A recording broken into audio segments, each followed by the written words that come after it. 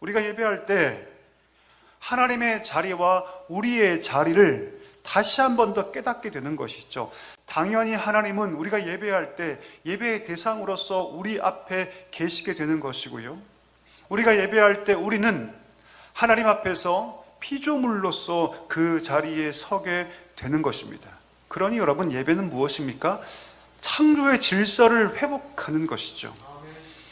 안타까운 사실은 무엇이냐면 오늘날 많은 예배자들이 하나님께 감사와 영광을 올려드리기 위해서 예배하는 것이 아니라 하나님께 은혜, 복, 능력을 받기 위해 우리가 예배한다는 사실입니다. 하나님께 올려드리는 그 영광과 하나님께로 받는 그 은혜는 결코 뗄 수 없는 두 가지의 중요한 축이죠. 하지만 여기에도 분명한 우선순위가 있다는 것이죠. 예배는 본질적으로 드림이 우선입니다. 우리가 하나님께 감사와 영광을 올려드림으로 그 다음에 하나님의 은혜가 우리 가운데 임한다는 것이죠. 이것이 올바른 순서입니다. 바꿔 얘기하면 우리가 하나님께 드려지지 않고 받는 것을 가지고 예배의 목적을 삼을 때 그것은 예배의 본질에서 어긋나는 것인 걸 우리가 알 수 있는 것이죠.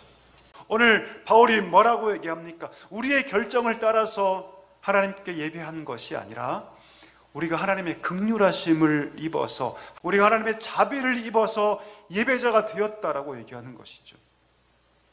하나님께서 우리 한 명 한 명을 불쌍히 여기셔서 우리를 하나님께서 구원해 주셨고 하나님 백성과 자녀 삼아 주셔서 우리가 예배할 수 있게 되었다.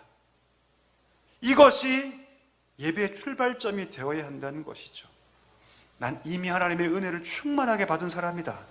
내가 하나님의 긍휼로 말미암아 이 자리에 앉을 수 있었다라고 고백하는 그 고백이 바로 이 예배의 출발점이 되어야 한다는 것입니다.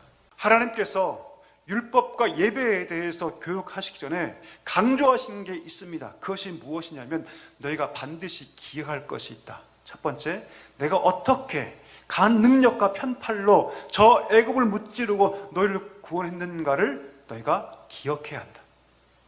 두 번째, 마치 독수리가 그 날개를 쫙 펴서 새끼를 업어서 그 새끼를 보호하고 인도하듯이 그렇게 내가 독수리처럼 너희를 업어서 여기까지 이 시내산까지 너희를 인도한 것을 너희가 기억해야 한다. 쉽게 얘기하면 무엇을 기억하라? 은혜를 기억하라. 너의 힘으로 출애굽한 게 아니라 너의 힘으로 이 광야까지 오게 된 것이 아니라 누구 때문에? 하나님 때문에, 하나님의 은혜 때문에 이것을 기억해야 한다. 하나님께서 율법과 예배를 가르치기 전에 왜 이것을 강조하실까요? 왜 이것을 기억하라고 말씀하실까요? 그 이유 간단하죠. 여러분, 은혜가 있으면요 율법은 짐이 되지 않습니다. 여러분, 은혜가 우리 가운데 역사하고 작동하기 시작하면 예배와 말씀이 짐이 아니라 뭐가 됩니까? 은혜가 되고 기쁨이 돼요. 반대로 우리 가운데 그 은혜가 죽기 시작하면 율법이 짐이 되고 예배가 부담이 됩니다. 여러분, 하나님께서 이 시대 가운데 예배자를 찾고 계십니다. 어떤 예배자입니까? 나를 위해 예배하는 것이 아니라 나의 빈 공간, 허전한 그 마음을 채우기 위해서 예배하는 자가 아니라 하나님을 위해서 예배하는 자, 하나님을 위해서 예배하고 내가 받은 그 은혜에 감격해서 예배하는 바로 그 사람을 찾고 계신 줄 믿습니다. 우리가 온전히 하나님께 드림의 예배를 드릴 때 하나님께서는 우리 가운데 놀라우신 은혜를 허락하실 줄 믿습니다. 이것이 예배의 순서이고 이것이 예배의 비밀이며 이것이 예배의 능력인 줄 믿습니다. 우리 예배를 돌아보며 내 예배가 드림의 예배가 아니었다면 우리가 하나님께 이제 온전한 드림의 예배로 하나님께 나아갈 수 있게 되기를 축복합니다. 그것을 위해서 우리 가운데 은혜에 대한 감격이 살아나고 허락하신 그 은혜의 정당한 가치를 부여하며 하나님께 나아갈 수 있는 우리 모두가 되기를 주의 이름으로 간절히 소망합니다.